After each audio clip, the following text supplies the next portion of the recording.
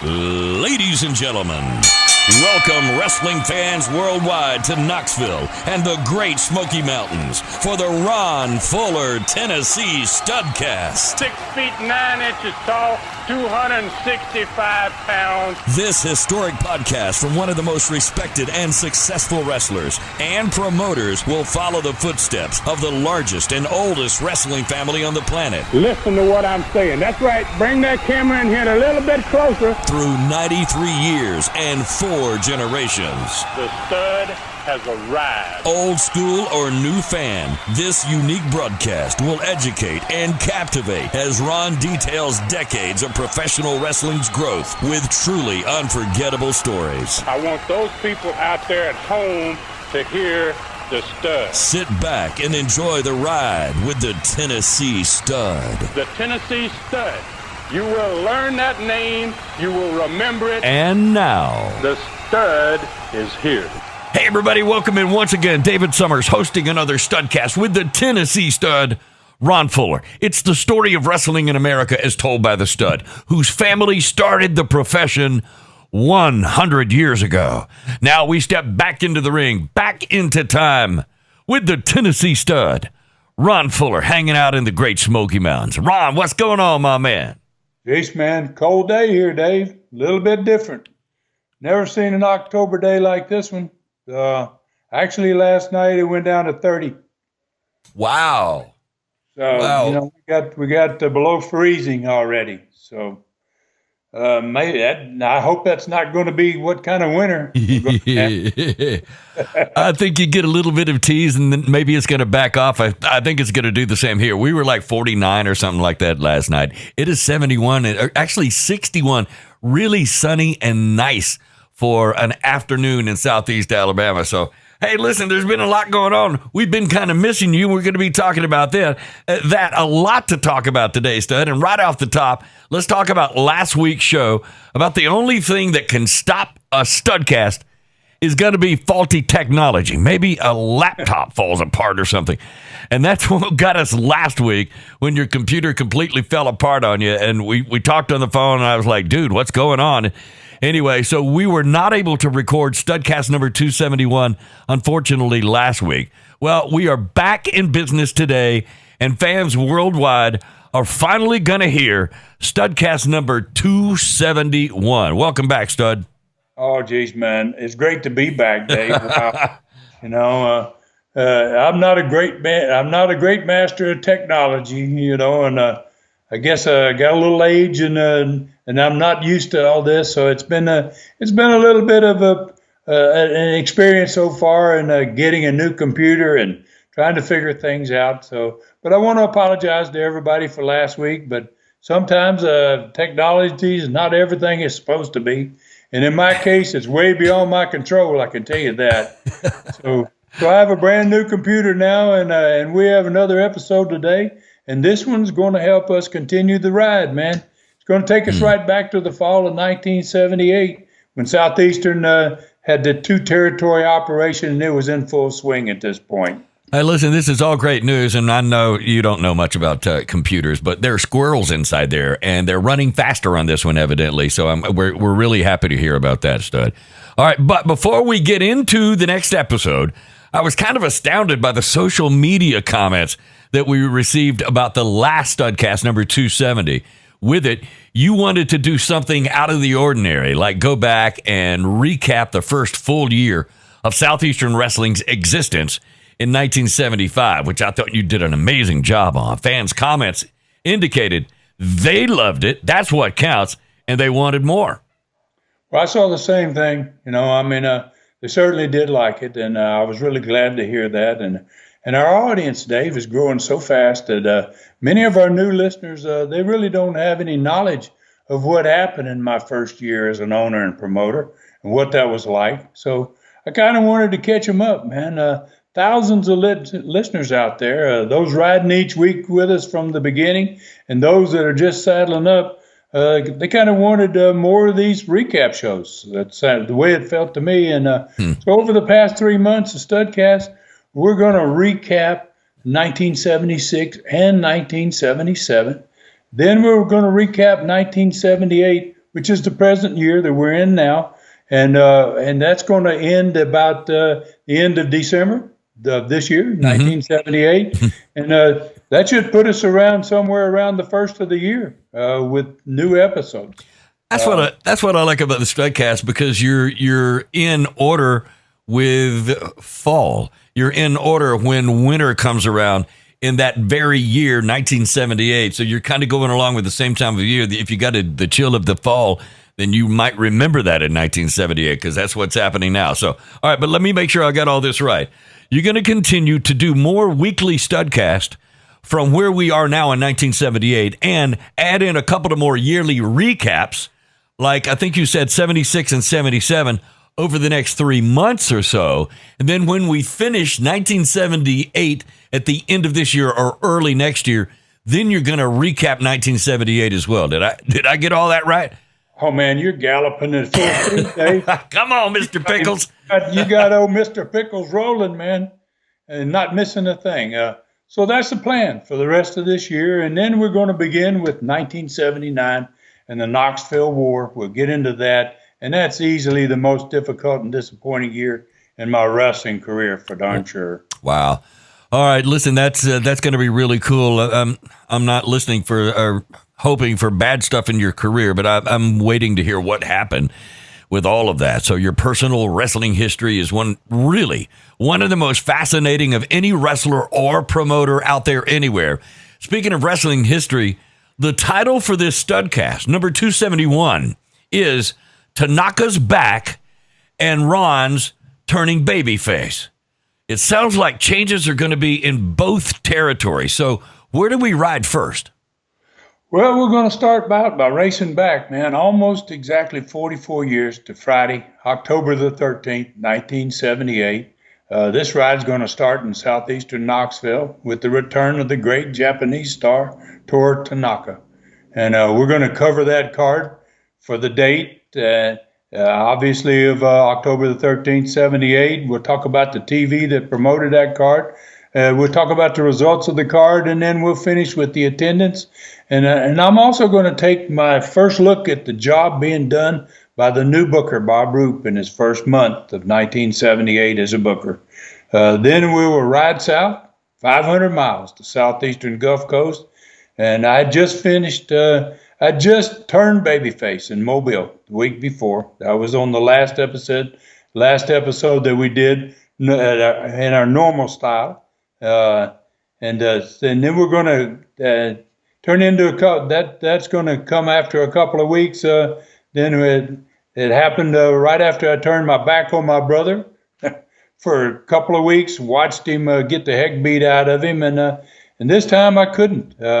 He was being beaten by three guys at once, the Mongolian Stomper, Don Carson, and Gorgeous George Jr. And so we'll cover that event and that match. We'll also cover another great card from Mobile, Montgomery, and Dothan, Alabama. They took place in the same week as this Knoxville card that we're going to be talking about. And then we'll talk about the TV show promoting that card. We'll give everyone the results of the card and the attendance for all three of those cities. And hopefully after all that, we're going to have enough time for another learning tree question at the end of the show. All right, so it sounds like another loaded Studcast, definitely. So who was on the card? Let's start in Knoxville, Friday the 13th of October, 1978. Well, the opening match was newcomer Terry Gibbs versus the great amateur champion, one of the greatest amateurs in the history of all of the amateur wrestling, George McCrary. He had not been in Knoxville since the start of the southeastern Gulf Coast territory, so he's about a year from being back, and he shows back up at the same time. So you got two young stars in this opening match that night. You got Mike Stallings, who's going to be making his first appearance back in Knoxville since he was sent to Gulf Coast in March of 1978. And he was facing another newcomer there. A lot of new people showing up in Knoxville at this point. He was going to be wrestling against pretty much a veteran wrestler, Ken Dillinger. Pretty good reputation around the country as a wrestler. Rip Smith was against the third new wrestler on this card, And this guy was the former star in the old Gulf Coast territory down there, Hippie Mike Boyette. So, we're getting a lot of different people for fans to get a look at down there in that area. There was the two main events on this card. The first one was for the Southeastern Championship. It had a no DQ clause, and it was with fan favorite and the big man, wow, and I'm certainly not exaggerating with that, Toru Tanaka. And he was returning to Knoxville after his powerful run 3 years earlier in 1975. He'd been gone a long time. And he's going to be facing the number one heel in the territory, Boris Malenko, who is the present TV champion, and he's also the present Southeastern champion. So Bob Roop, after a loss to his rival Kevin Sullivan 2 weeks earlier, had kind of mysteriously disappeared from Southeastern Knoxville. Ron Wright, who had become very close to Bob Roop, blamed Kevin Sullivan for Roop's sudden disappearance. And Ron Wright, being the big money man that he wanted to be, he placed a $10,000 bounty on Kevin Sullivan's head in honor of his friend to really placate him, I guess, for the fact that Bob Roop had suddenly disappeared. So on this card, the week before, there was an unnamed masked man, mysteriously who appeared from nowhere, and his body was extremely similar to Bob Roop, and he got involved in both Ronnie Garvin's match on this card, the last card, and Kevin Sullivan matches, causing them both to lose. So because of that interference, the last match on this card was a six-man cage match. Okay, Kevin Sullivan, Ronnie Garvin, and Jimmy Golden were facing off against Dennis Condrey, Phil Hickerson, and Ron Wright's new masked guy that had really very much resembled Bob Roop, and they called him the Destroyer. So they were managed by Ron Wright. Those three, Ron Wright was going to be handcuffed to the side of the cage, man, so to keep him from interfering. Interfering, like he ever interfered. Yeah. Right. Hey, that's a great card, though. I mean, it's full of plenty of intrigue, for sure. A new masked man called the Destroyer that could be Bob Roop joins forces with Ron Wright, who had suddenly put a $10,000 bounty out on Bob Roop's rival, Kevin Sullivan. So how did this all play out on the TV show 6 days before this card? Well, the TV opened with Kevin Sullivan, Ronnie Garvin, and Jimmy Golden at the set with Les. And behind them was a shot of the still, at this point, unknown wrestler in the red mask. And he was giving Ronnie Garvin a shoulder breaker, which is a very, very dangerous move. And it was very, very, it was extremely painful, that move. And the referee was laying in the photo face down beside the great Malenko, and it was a Southeastern Championship match. So Garvin explained at this point that he and Malenko had been in a very unusual championship match the night before, where the first man to break a rule lost the match. Imagine that. There was a clean wrestling match between Garvin and Malenko. First guy that broke a rule lost the match. And it was for the championship, too. So the video at this point was backed up and played. And it showed Garvin legally jump off the top rope in Malenko's throat. And the referee started to count. And then this unknown masked man entered the ring. He stomped the referee, and then he stomped Garvin in the back. He gave Garvin a shoulder breaker. He put Malenko on top of Garvin, and he left the ring. The referee counted Ronnie Garvin out and raised Malenko's hand. Ronnie asked Les in this, in this first segment of the TV, if the masked man resembled anyone to him. He basically said, Les, who does this guy look like to you? Well, Les couldn't, he's supposed to be an unbiased commentator. That's what all common wrestling commentators are supposed to be. Mm-hmm. And, he didn't give Ronnie a really straight answer. So then Garvin took it up a notch. He asked Les how many times he had ever seen a wrestler use that shoulder breaker move. Mm. And then Les was even more vague, but he had to admit he'd only seen one wrestler ever use that hold. And Garvin really couldn't force him to say the name of that particular wrestler. He was having a hard time getting what he wanted to out of Les at this point. Then Kevin Sullivan and Jimmy Golden showed a video of their match from the night before. The same masked man got involved. He ended up giving Jimmy Golden a shoulder breaker that resulted in a loss for Jimmy and Kevin Sullivan in a championship match for the tag team, Southeastern Tag Team Championship. And so Jimmy asked Les why. He just went straight to the point. Jimmy says, yes, Les, why is Bob Roop wearing a mask? Yeah. So Les didn't answer that either. He's like, well. Then Kevin took his turn to question Les. So he asked how Ron Wright was allowed to put up a bounty on him that rewarded any wrestler $10,000 if they could put him out of wrestling. And again, Les didn't really have much response. I mean, what's he going to say about it? So then the three of them kind of took the pressure off of him a little bit. So they asked him, Les, we'd like to get permission from the Southeastern people, especially Don Curtis, to have a 6-man cage match against Ron Wright's henchman, Dennis Condrey, Phil Hickerson, and this new masked man, whoever he's been called. And he said, and they said, we know who he is. He's Bob Roop, and they said it would kind of settle all this outside interference from an unknown masked man the next Friday night, like it had been the night before. And in the studio, boy, they loved the idea, all the audience there, and obviously they made it plain that they did by their reaction. But the three of them weren't through at that point. They asked for one more thing. They asked that Ron Wright be handcuffed on the outside of the cage during the match. So Ron Wright's in the back. Obviously, he's got a monitor back there, and he sees what's going on, and he comes storming out of the dressing room. Condrey and Hickerson are trying to drag him and hold on to him and control him. And so Les sees him coming, and obviously here comes three guys that are going to be in a cage match with the three he's sitting with. So Les kind of jumps up, and he got between the 6 men at the set with him, and Wright was screaming that he's no convict, and he wasn't going to be handcuffed like a common criminal. So Les, kind of besieged by all around him, he told Ron Wright that he would get his chance to talk on a special personality profile later in the show if the Southeastern Commissioner, Don Curtis, approved the match. So he then threw it to the ring for Phil Rainey's announcement for the first match of the day.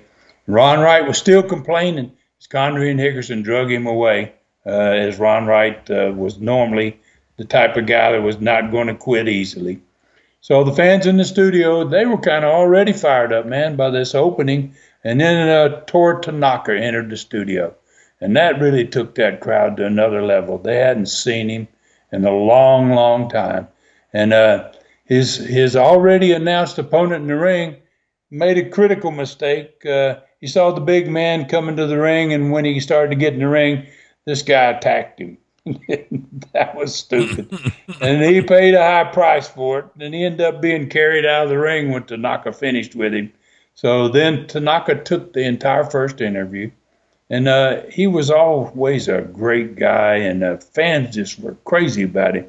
And he started out by thanking the fans for their reception since his return here, and saying how he was looking forward to his Southeastern Championship match and going to be the following Friday night with the Russian Malenko. He didn't know a whole lot about Malenko, but he was going to learn, that's for sure. So I was still down south at this point, not in Knoxville at all, hardly. So Les and I talked frequently during this time frame about the former Knoxville booker, Robert, who was also down south with me. So Les kind of gave me an idea of what was going on. He was the guy I kind of talked to quite a bit to find out his impression of how things were there. I needed to be on top of that territory just as much as I was down south.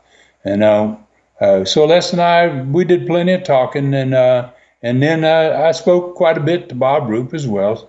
So then Mike Stallings was in the second TV match. And Les said the TV audience was very pleased to see Mike. They really loved Mike Stallings. He had gotten over. And for those out there that don't know who Mike Stallings was, he's actually the first cousin of Jerry Stubbs. So, these two boys grew up together, Stubbs and Stallings. And he made quite a name for himself in Knoxville at this point before he left. Mm-hmm. And he was a member of the original Southeastern and the initial Southeastern Gulf Coast crew 7 months earlier. He'd been down there for 7 months, and he's now back in Knoxville. So he got an impressive win, Les said, was welcomed back by Les on the second interview. And his opponent for the next Friday night was also a very respected veteran at this point, a guy named Ken Dillinger. And Dillinger interviewed from Studio B. They didn't have a whole lot to say about each other, one direction or another. They're both basically new back in that area. Wow. Hey, I'm curious, was Mike Stallings older or younger than Jerry Stubbs? That's a relationship. I didn't know they're cousins, right? Yeah, first cousins. Both of them were great baseball players, as a matter of fact. Oh, okay. And could have gone to the pros. Was Mike older? Yeah. Mike was great baseball player as well. And so Mike was probably, he might have been a year older. But they were very close to the same age. That's cool. All right. I didn't know that. And like you, I called Jerry Stubbs a friend. That's cool. All right. Was the 6-man cage match approved by Don Curtis before the upcoming personality profile, Stud? I'm curious about that. And I'm very interested in hearing what Ron Wright had to say about the proposal from the first of the show about the 6-man cage match. And he is going to be handcuffed to the cage. Well, yes, it had been approved. And as usual, Ron Wright had plenty to say about it. And he was joined, as expected, by his tag champions, Condrey and Hickerson, but also by the new masked man, who was wearing the red mask that they had seen in the videos earlier. And Wright made no effort to possibly conceal the identity of the man that he named him right there. He said, "This is my destroyer." Told Les, "This is my destroyer."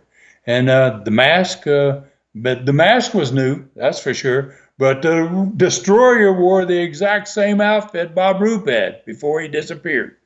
So, Wright wasn't trying to hide it very much. We don't know where Roop is, but here's a new guy named the Destroyer. So Wright was extremely upset to hear that Don Curtis had approved the 6-man tag for the Friday night event, obviously. But before he could go on, Les told him he'd been asked some questions at the beginning of the show by Ronnie Garvin, by Jimmy Golden, and by Kevin Sullivan. And he said, "I didn't answer them because I think the questions are for you to answer." So then Les asked, asked Ron Wright. He said, Garvin had asked him whose body reminded him of the masked man in the video, and Les just pointed on the profile right straight at Bob Roop, and Les said, and he said, Les said, and that guy right there, I think, knows how to use a shoulder breaker as well. So Wright began to laugh. He thought it was kind of a joke. It was a funny little deal. I don't know. I don't understand what this angle was all about, but it was really different. So Wright began to laugh and saying he wasn't out there to answer any question. He was there to ask questions. And he pointed to the masked man and he asked, how could anyone think that was Bob Roop? So I'm sure people at home were like, wow. Les kind of rolled his own eyes and he asked Ron Wright, Jimmy Golden's question from earlier. He said, and Jimmy's situation was, why is Bob Roop now wearing a mask? Right. So Wright answered, he said, yeah, you have to, Les, you've got to ask Bob Roop that question. So Les asked the masked man, "Hey, are you Bob Roop?" Right? But he got no response. The masked man didn't say anything. So Les tried one last time, and he asked the question Sullivan had asked earlier. He said, why had you, Ron Wright, put a $10,000 bounty on Kevin Sullivan to anyone that could end his career? Wow. So Ron Wright said, I'll answer that one. He said, that Kevin Sullivan, he said, he's nothing but a Yankee punk from Boston. That he'd disrespected me by putting his hands on me, and he put his hands on a good friend of mine, and he'd made a horrible mistake by doing it, and that the bounty was now there, and it was going to stay there until someone earned it. Then Wright said it was his turn to ask the questions. So he asked Les, why are my men being forced into a cage match like they were animals? And why am I going to be handcuffed to the cage for this match? Good question, right? So I asked Les, I said, what did you say? And Les said, he said, I got even. He said, I told Ron Wright that he'd have to ask Don Curtis and the Southeastern people to answer to that one. Basically, he's not going to answer your question. And he said, I pulled off my lapel microphone. I dropped it onto my chair. And I said, this personality profile's over. And went back to the set. Well. And he said Ron Wright was screaming, man, when Phil Rainey started announcing the next match. It's the second time they were holding him back during this show. I kind of like the way Les handled the whole thing, Ron. I think that's pretty cool. So how did the TV studio fans and Ron Wright react to everything? Well, Ron Wright, man, he had to be held back by his 3 inches as he tried to get to Les. He was really going to, I guess he thought he was going to whack Les around, slap him around or whatever. Yeah. And the studio audience loved it. They were laughing like crazy, like, wow. Look at Ron Wright, man. What a scene. No doubt. All right, so what was up next? Who was on next? Well, the great Malenko, man, and he, as usual, he stomped his way to another victory, and then he did the third interview of the show, and he was very upset about having to defend his Southeastern belt against what he called a much inferior yellow-skinned opponent, and that's the way he described Tanaka. Oh my God! It was 1978, indeed. Yeah, much inferior too, and gosh knows, they ain't much better than Tanaka when it came to the wrestling. Yeah. So the last match on the show was a real thrill for the fans. The same 3 wrestlers that opened the show, Garvin and Golden and Sullivan, now they're in this 6-man tag that's coming up following Friday. They closed out the show with a bang, man, and what a great 6-man tag list that they had. So at the end of it, Sullivan hooked his sleeper hold on one of the guys. Jimmy Golden drop kicked one of them, he said, from the top rope, and he sent the guy way about halfway across the studio floor. And then Garvin suplexed the last guy and jumped off the top rope in his throat and covered him for the pin. So that had to be a pretty darn good match to end up with. And then they did the last interview. Obviously, they thanked Don Curtis and the Southeastern officials for the opportunity to kick the Southeastern champions' butts and to end the mass charade by pulling the hood off the so-called Destroyer. Now they had a name for him. And to stop Bob Roop's disappearance lie. There's a put end to all this, man. He's here. We're going to show it to everybody who it is. And then they finished by saying we're going to take care of Kevin Sullivan's problem with Ron Wright's, so-called bounty by leaving Wright hanging like the criminal he is by handcuffs on the side of the cage when it's all. So that TV should have sold plenty of tickets, Stud, for the following Friday night, of course. What happened in the Coliseum 6 days later? Well, Terry Gibbs beat George McCrary in his match. Mike Stallings won his first match back in Knoxville against Ken Dillinger. Rip Smith got a win over Hippie Mike Boyette. The Southeastern Championship match between the great Malenko and Toru Tanaka went on next to last because cage matches always went on last. And why is that? Is that just logistically we got to put this assemble this thing? Is that what that's all about? Well, the cage was never set up until it was ready to be used. basically, I think, for at least 3 reasons. There's probably more, but I can think of 3 reasons right off the top of my head. Once the cage was set up, if you had other matches that hadn't been finished at that point, then they end up having to wrestle in the cage. Yeah. Oh, yeah. Gotcha. There. Yeah. And then so their matches weren't supposed to be cage matches. Right. So that wouldn't make sense for that to be happen. And they're not billed as cage matches. The second reason, I guess, is the fans watching the assembly of the cage was a part of the buildup to the cage match itself. It was really amazing to see how big pieces of the cage brought in and how they were placed together. And so part of that was the build-up. And I guess the last reason that I think was simply that the match inside a cage had special significance. It was the only type of match of its kind. And it had a special significance maybe above all the other matches that you can think of, probably. So the championship match between Toru Tanaka and Boris Malenko was the next to last match of the evening instead of the last match. Both men in this one were bleeding. Toru Tanaka was very much in control of the match at the end until, just the same as the week before, the new masked man, the so-called Destroyer by Ron Wright, came down to help Malenko again, just as he had done the week before against Ronnie Garvin. And but this time, Ronnie Garvin was watching from the back of the Coliseum, and he came down to help Tanaka. And all 4 of them, Les said, got into quite a row, man. Everybody in the Coliseum was on their feet. The referee rang the bell, called the match a no contest, even though it was a no disqualification match. He couldn't decide who the winner would be. It was just he declared it a no contest. The cage match brought Garvin and Ron Wright's Destroyer back to the ring again. Obviously, they'd been there in the match before fighting. And along with them came Jimmy Golden, Kevin Sullivan, Dennis Condrey, and Phil Hickerson. And all 6 men were in the ring when the referee came outside to handcuff a struggling Ron Wright to the cage. Les said Ron Wright, it took him 5 minutes to get Ron Wright's hand and hooked into the cage. And when he finally got him hooked up, boy, he said the crowd popped. They were into it, man. Wright was going crazy. He couldn't do nothing. He's hanging there with one arm in the air.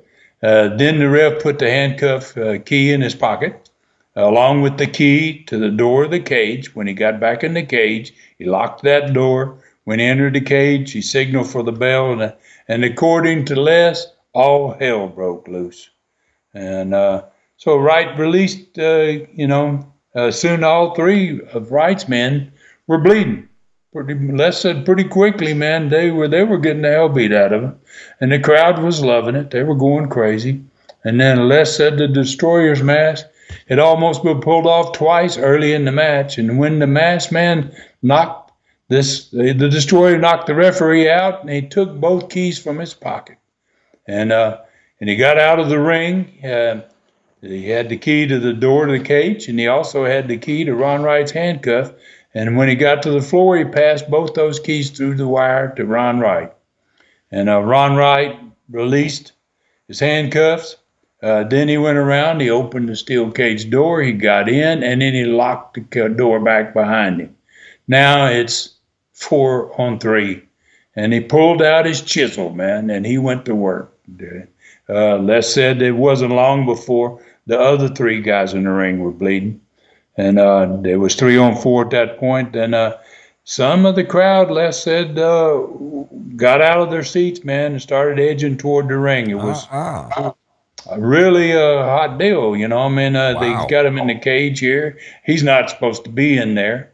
And he's got his chisel. So Ronnie Garvin started at some point there, Les said, changing the tide, man. And then when he did, it kind of got Kevin and Jimmy Golden on fire too. And so tables were turned there real quickly. And Ron Wright still got the keys, right? So now he used the key to get in. Now he's scrambling to use the key to get out. So he had to unlock the cage door, and then all of his group they managed to get out of the cage and out on the floor. Another referee came down about that time, and they just knocked him out. They had to carry him out of the building. It was quite an ending to it, man. And what an event that had to be.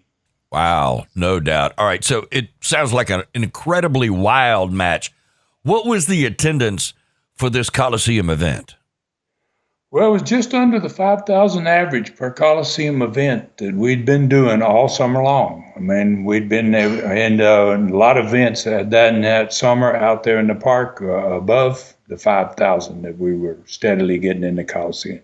And I was kind of taking into consideration the fact that Bob Roop had only been booking for about a month. It fell a little below 5,000, but he'd only been there booking for about a month. And it was in the fall of the year, which was normally the slowest time of the year.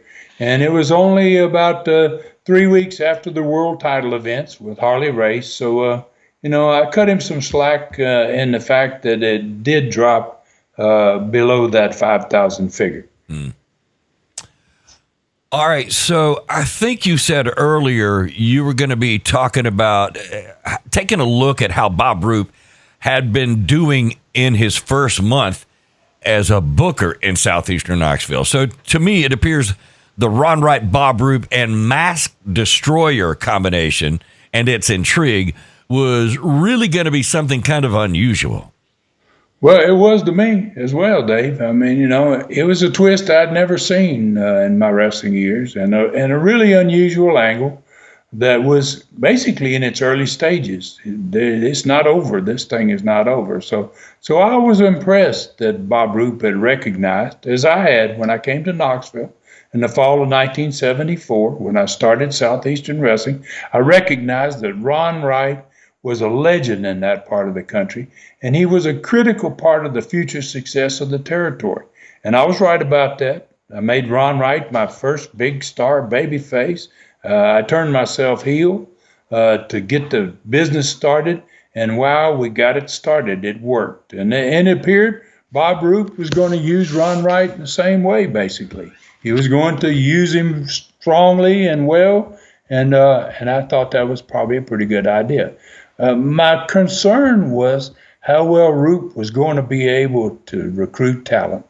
And that was key to being a great booker. Mm-hmm. And some very big stars at this point, Dave, the Mongolian Stomper, Don Carson, Gorgeous George Jr., my brother Robert, had recently transferred down to the southeastern Gulf Coast territory. So my thoughts were, and my question was, who will be the big names to replace them? That was my question. Oh, my God, that's a huge load of personality and talent that had just left the market, like you said, to go south. So anyway, that's a great question. So maybe, hey, let's look at that after the break. This is a good place to do that. Let's do the break right now. It's been a really fantastic first half of this Studcast so far. So when we come back, we're going to find out what was happening with those 4 stars you just named. That's a ton of personality in southeastern Gulf Coast. That is going to be up next on this Studcast when we come back. Ron's novel Brutus has captivated readers around the world. It is on its way to becoming a classic. If you like chilling stories with unexpected twists and turns throughout, this book is for you. Get it now on his website at tnstud.com. tnstud.com. Click Stud Store and look for the lion. The book is only $19.99, and the autograph copy with personal comments from the stud himself is only $29.99. Both prices include free shipping. Fans everywhere compare it to Jaws. It may someday become a movie, and the autograph copy will be priceless. tnstud.com, $19.99 or $29.99 for your piece of history. All right, welcome back in, Studcast fans. Another Studcast with the Tennessee stud, Ron Fuller. Episode number 271 is called Tanaka Returns, Ron Turns Babyface. All right, here we go. So we've ridden 500 miles south now. You just turned babyface in Mobile, Alabama, Tuesday, October 4th, 1978, in southeastern Gulf Coast. The hottest new territory in the wrestling world in 1978, no doubt about it. So where do we ride from here? Well, we're going back to Mobile, as you said, for one of my first matches as a babyface in Southeastern Gulf Coast. And after more than 7 months as a top heel, man, and my brother's arrival and seeing his struggles kind of forced me to support my family and change my ways. So we're going to discuss the tremendous card that would be in all three major markets in the Southeastern Gulf Coast territory that week. And that will be the week of October 7th. We'll be in Dothan with this card. It would be October 10th in Montgomery and on October 11th in Mobile. And here was the card for those three cities in that early part of October. It was the first ever triple main event since Southeastern Gulf Coast had arrived. Charlie Cook opened it up against El Diablo, who was a wrestler named Frank Morrell, who had been around a long, long time. The wrestling pro, Tarzan Baxter, wrestled against Dr. D, David Schultz, Robert Gibson, the only Gibson remaining in Southeastern Gulf Coast. Ricky had been gone because he lost to Loser Leave. And Robert was facing Norvell Austin. And then there were the first of three main events. A Texas death match with my brother Robert taking on Don Carson. Both major belts in the territory had changed names from Gulf Coast to Southeastern at this point. We decided to call it Southeastern rather than Gulf Coast. And the Southeastern tag belts of the Assassins, managed by Billy Spears, were on the line against a great team. Wow. Bob Armstrong and Tony Charles. And then in the last match of the night, it was the Mongolian Stomper against me. Wow. The old Tennessee stud. Yeah, you said three main events. That's exactly what that sounded like right there. All right, so I think this is probably the best card yet for Southeastern Gulf Coast. I'm sure you videotaped the match from Mobile the week before in which you saved your brother. You had to have done that. I can't wait to hear how you put together the TV show that sets this whole card up. That's going to be cool. Well, we certainly did tape that match, obviously, man. And we'd gone 2 weeks around the territory, basically, before that match, with me kind of watching my brother get the heck beat out of him by Gorgeous George Jr. and Don Carson, by just the two of them, though. And I kind of stood and watched and then went back in the dressing room, did nothing about it. So the angle was finally done on this night in Mobile, and it was my turn to be a babyface. It's just 3 days before the TV that we're going to be talking about in a minute was made. And so no one except those fans in Mobile had seen it. And because of that fact, to get the full impact of what happened on the TV show, we opened it up with just Robert by himself at the set with Charlie Platt. And Charlie made some comments to kind of set the stage for this video as being something special. Fans are going to see something that they probably never thought they would see. And then he and Robert watched and described the video. And it showed a very impressive record crowd in Mobile because it was in that same time frame as Harley Race and the world title. So Robert in the match was very bloody, and he was at this point where it was picked up, where the action was picked up. There were three guys beating him up. The Mongolian Stomper, Gorgeous George Jr., and Don Carson. Wow. And then there was a shot of me in the mat. There's a huge crowd, so I'm in the back, but you could see me standing in the back. I was surrounded by fans, and I was watching it all go down, just like I had been watching it go down for a couple of weeks before this. And then fans in the studio, when they saw this, they began to boo the video, which was good. They were into it. Yep. And maybe the people at home as well, because they had seen this, hey, it's going to happen again. Yeah. And they, like I said, they'd seen something similar in their own arenas, a lot of them, except this time it was different. The fans in the Mobile building, they actually got behind me and forced me toward the ring. And then at about halfway there, and I'm watching, and my brother's bleeding like crazy. He's got three guys beating the heck out of him. And I decided, well, what the heck, I can't let this happen any longer. So I took off, man, toward the ring to save my brother. Wow, there was more than 7,000 people in that building, and they went crazy. And I was very surprised to see the entire studio crowd start cheering, even before I got to the ring when they watched this. So my brother and I, we fought back to back until we sent all three of those wrestlers that had been beating him up out of the ring. And then we had this pretty much touching moment for the Mobile fans. And now, at this point, all the fans across the southeastern Gulf Coast were seeing it. All of the fans. It was, got to see it. We ended up in the ring, a big hug in the middle of the ring. And so it was kind of time for me to be seen at this point. I was no longer a heel to any of the fans. And I was kind of expecting when I walked out to the set with Rob and Charlie that I was going to get a fairly warm welcome. But I was totally blown away, man. I mean, after 7 months of being an ass to all those fans, I was instantly accepted. It was like, wow, I can't believe it. Everyone in the studio stood up. And as Robert and I we hugged each other again right there on the set when I got to the set. Wow. Okay, so that really had to be a big moment for not only you and your brother, but for all the wrestling fans in that part of the country. That was not just a moving, but kind of an earth-shaking moment for wrestling fans.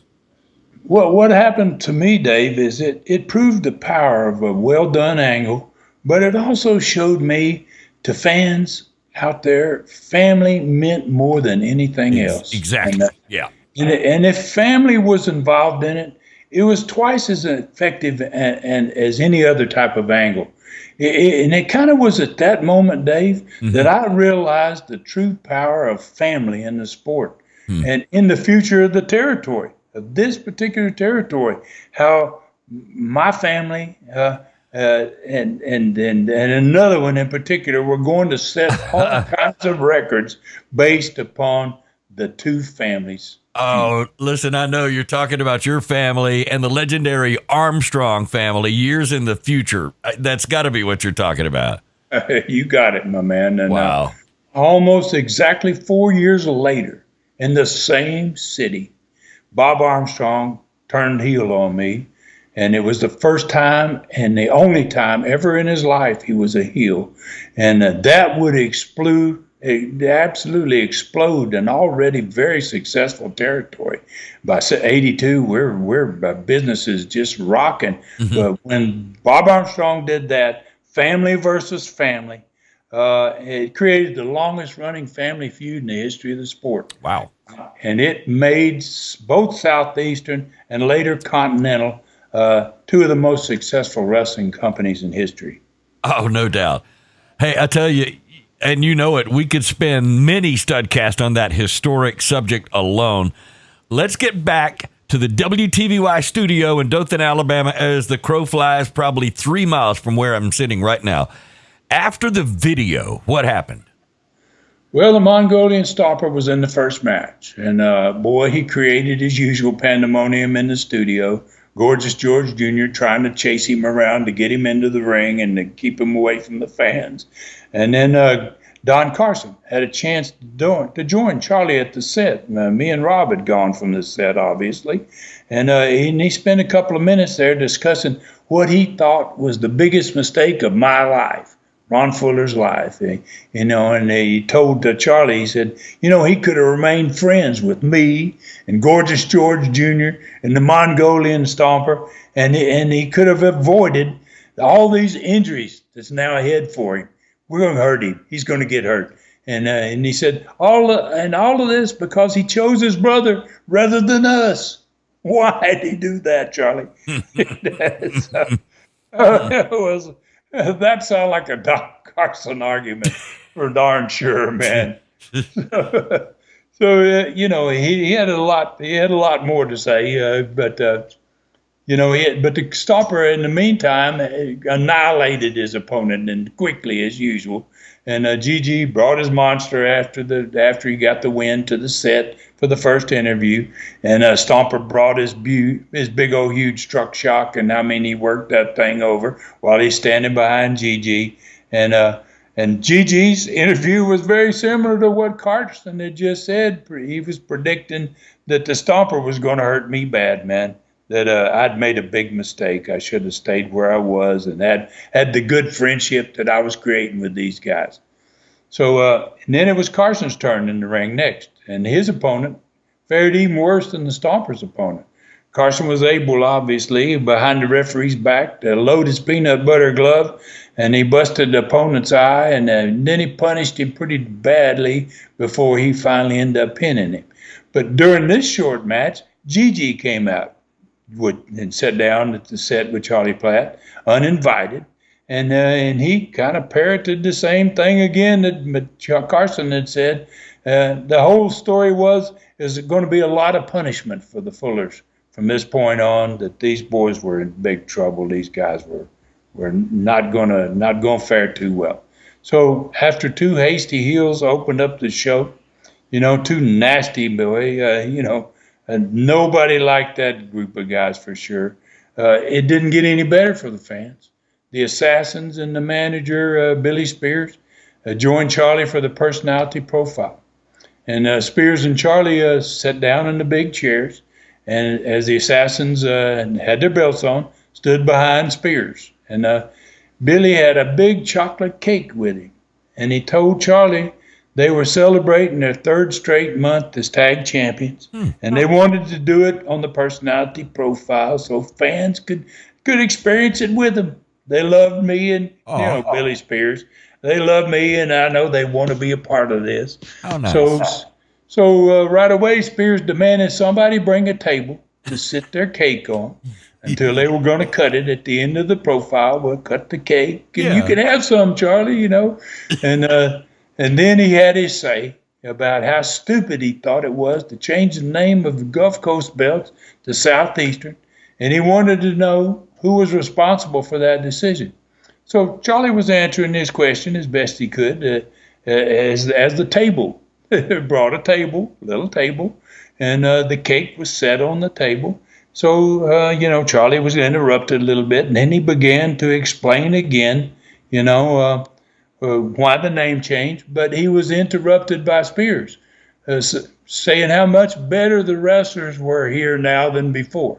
So basically, he's saying you shouldn't have changed the name, but now your wrestlers are much better. So then, and then he got on to Ricky Gibson. He said, they're better because that punk Ricky Gibson, for one's no longer here. And he got beat in the loser leave town match, and their plans now were to take care of his brother, get rid of the last Gibson, and so Charlie's trying to get a little bit of control during the course of this celebratory profile. And he began to, he tried to interrupt Spears. And Spears was on a roll. I mean, he asked for someone then to bring a knife so they could cut their cake, and he never missed a breath. He just went on. Charlie couldn't say a thing. Yeah. And he went right straight into the fact that they were looking for some new and better competition than those Gibson punks anyway. They were tired of wrestling these punks. And it was about time this sorry wrestling company got some better opponents for them. So then, speaking of, at the time he's spoken about better opponents, Tony Charles, one of their next opponents, are going to be teaming up with Bob Armstrong against them. He kind of came up from out of nowhere, and he brought a knife, a giant knife, man, to cut the cake. And so Billy Spears, he looked horrified, man, and he jumped up from his chair, and he pushed the table with the cake on it behind him, and his two champions jumped around in front of him to protect him from Tony Charles. Right. Tony Charles brandishing a big knife there standing in front of him, right? So while all this is going on, Bob Armstrong went out the back door of the TV station. He went around the TV station and came in the front entrance, the one the fans used to enter the studio. He came inside. He sneaked underneath the bleachers where all the fans sat, right? and he went right straight behind Billy Spears' back. Okay, and Spears men, they're in front of him, and all the eyes are on Tony Charles, and the cameras are focused on this entire group of activity going on here. And in the back, you can see Bob Armstrong sneak in there. And so I was watching the monitor, like everyone in the studio and those at home, and I could see Bob sneak in behind Spears and pick up the cake. Okay. All right. So then Spears was still screaming at Tony Charles, and so Bob tapped him on the shoulder, and he turned around to see who it was, and Bob smashed that black cake in his face, and it went all over his all-white suit, man, that he always wore. And the studio exploded naturally, man, in laughter. And so Bob ran back by Charlie's regular set, and Tony joined him, and they went straight into the dressing room. And so when the camera got it back on the Billy Spears, Charlie Platt couldn't help but laugh. He was laughing like everybody in the building was, right? And Spears was screaming and wiping cake off of his face and onto his suit. And so Charlie, man, he couldn't. He said, "We got to close this profile." Right? The cake's all over the floor, and then the studio audience was still going crazy. And Spears and his men, they went back into their own dressing room over there. Oh, Stud, you got to be kidding. That is absolutely the funniest ever, because it's Billy Spears, and everybody remembers, if you remember him, the all-white suits that he wore. And I can just picture what that looked like. So, wow, how do you follow that? Well, you followed it with Bob Armstrong and Tony Charles. They were in the next match, man. All right. So they passed by the cake-covered set. They're trying to clean up over there on the way to the ring, and obviously they got a tremendous ovation, not just because of who they were, but also because of what they just done or what had just happened.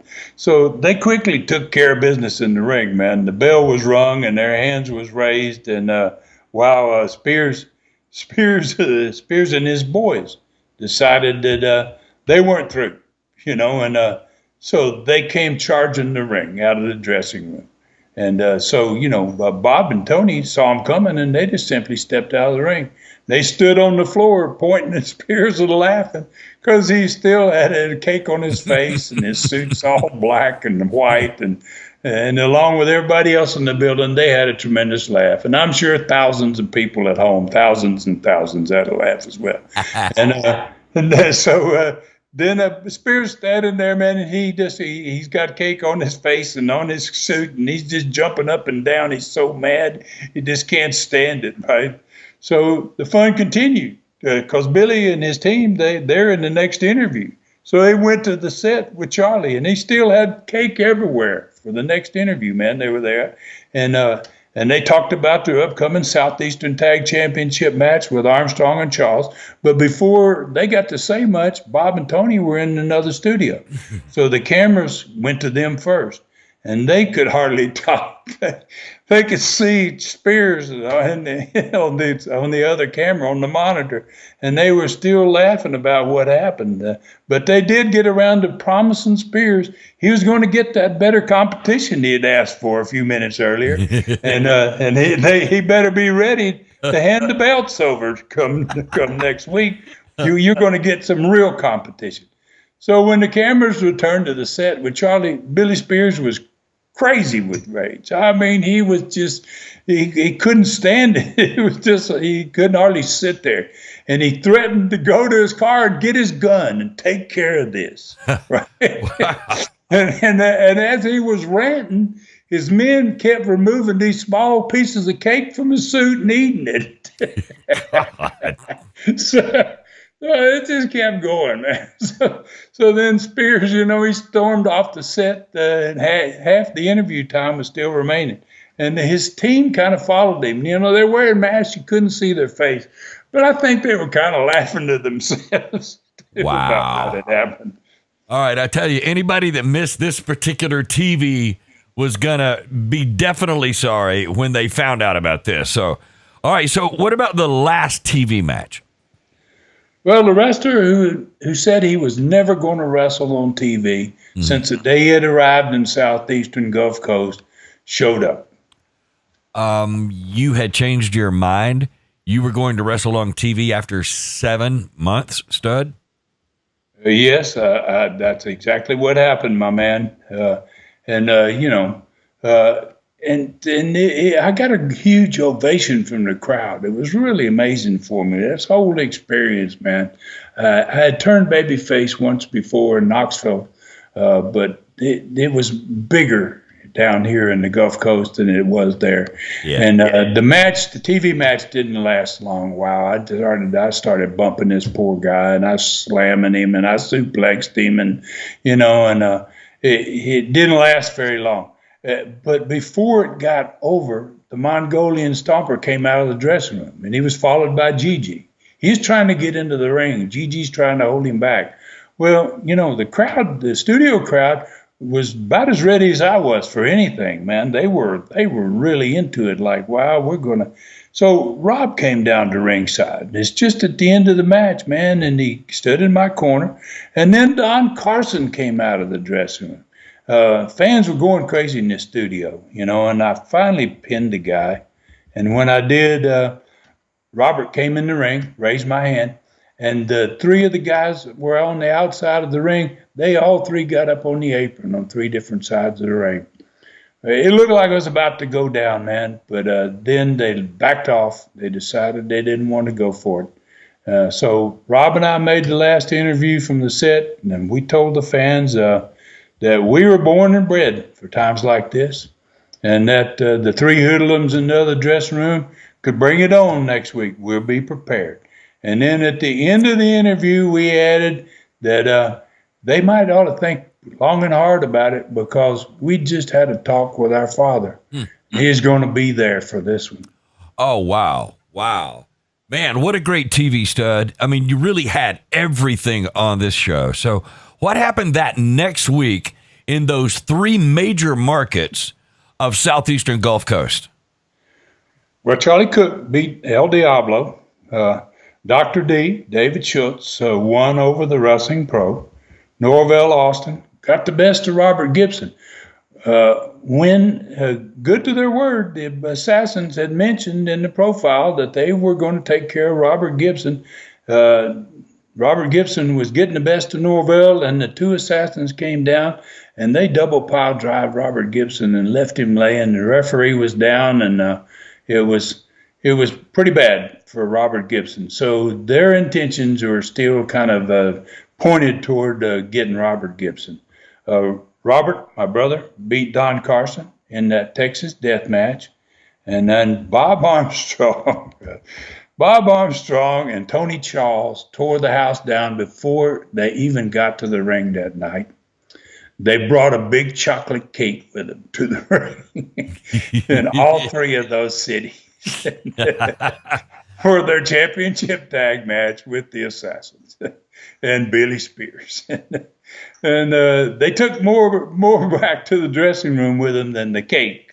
They took back the Southeastern tag belts with them too, man. So, and then my match with the Mongolian Stomper ended with a ring full of wrestlers, including my father from the audience, and a no contest verdict from the referee.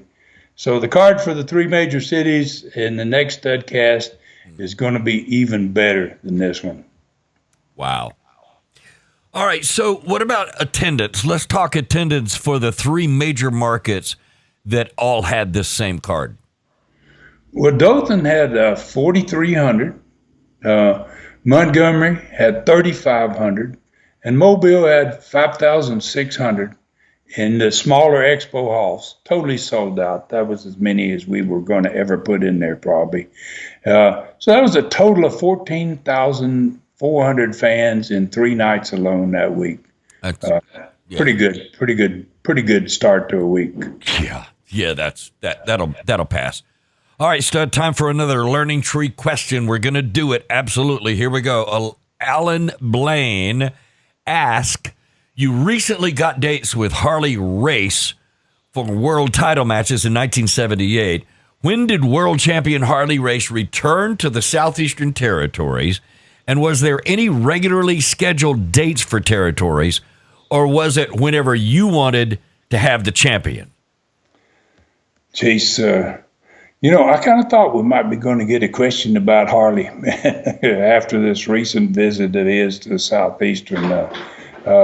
That's a good question, Dave. That's really Mr. Blaine, I think the name was. Mr. Blaine, that's a good question. And I think it was, I think I could probably, my best answer is to answer the last questions you ask rather than the first. So let's start with your question about, did we get regularly scheduled dates for the world champion or just whenever we wanted him, And the very short answer and the honest answer is no to both counts. We didn't get to get regular dates. You're going to get him every September and every November or whatever it is. And we certainly didn't get to say we want him on these dates, So, the president of the National Wrestling Alliance handled the scheduling for the champion. And during most of my years as a member of the NWA, from 1975 to 1985, that guy was Sam Muchnick, the St. Louis, Missouri promoter. He was the president of the organization for most of the almost 40 years that it was an organization and it had its own champion. The NWA World Wrestling Champion, Dave, undoubtedly had maybe the most grueling schedule, especially considering the number of miles traveled of any athlete on earth. Booking him was probably close to a full-time job for Sam Muchnick, and everyone took his dates. The dates that were offered to them, every promoter and every owner took the dates that were offered to them without question, as far as I know. There might have been some guys that were getting some special, but not that I was ever aware of. Sam Muchnick wasn't a big guy, and he never wrestled, but he was a powerful man in the sport, and he had tremendous respect. He was the kind of man that needed to handle that scheduling job for the world champion. So as far as when we were going to get our next world champion dates, we knew at least 6 months in advance so that we could make plans appropriately. Yeah. Right, at the world champion, you got to know it way ahead of time.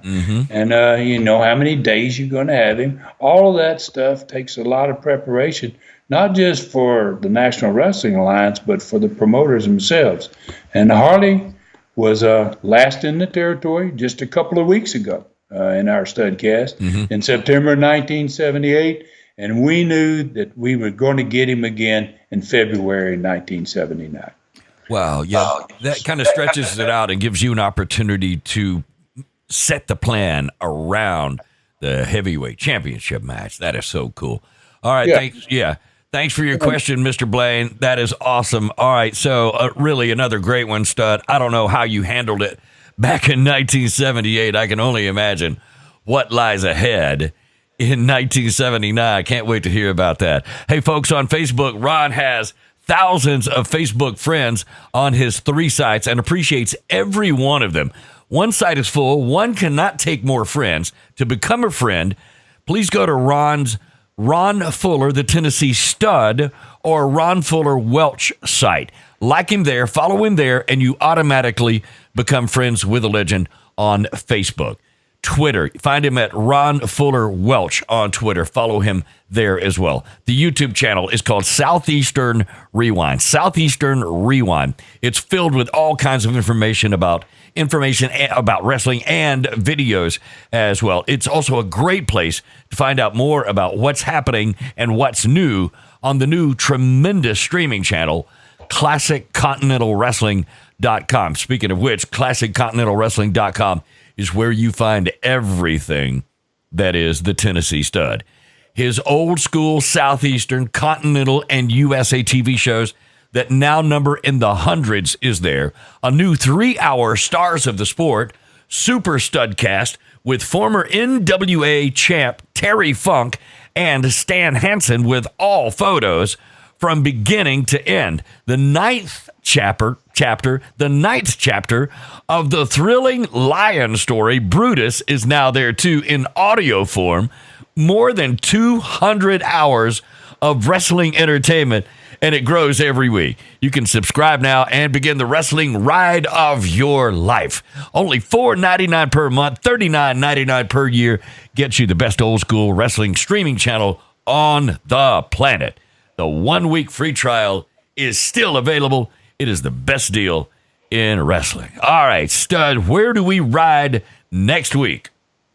Well, we're going to be heading next week into southeastern Knoxville, and it's going to be getting the first ever tag team Russian death match with stars Ronnie Garvin and Tanaka, going to be against the great Malenko and Ron Wright's Destroyer. Also, we're going to have tag championship match there, bounty match there, and much more. And we'll discuss, obviously, the card. We'll talk about the TV promoting it, the results of the matches, and the attendance. We're going to also ride south in the southeastern Gulf Coast for a spectacular event there with going to have loser leave match, going to have an I Quit match, going to have 2 championship matches, and some of the best wrestlers on earth at that time. And we'll talk television, results of the matches and the attendance, plus some information about the coming war, 1979, like we've been doing weekly now. And then hopefully we're going to end up with another learning tree question. And I want to thank everybody, Dave, for their patience and apologize again for having no Studcast last week. But it's great to be back this week. And tell your friends and neighbors out there about us. And please take care of yourselves and others. And may God bless us all. For Ron Fuller in the Great Smoky Mountains, I'm David Summers saying thank you for listening. Find me at davidsummersproductions@gmail.com. This Studcast is a David Summers production for Tennessee Stud, LLC. Thanks for joining us today for this historic Studcast. The true story continues next week. So full Nelson your friends and point them in our direction for another ride with the Tennessee Stud. 1, 2, 3. This is David Summers saying so long from the Great Smoky Mountains.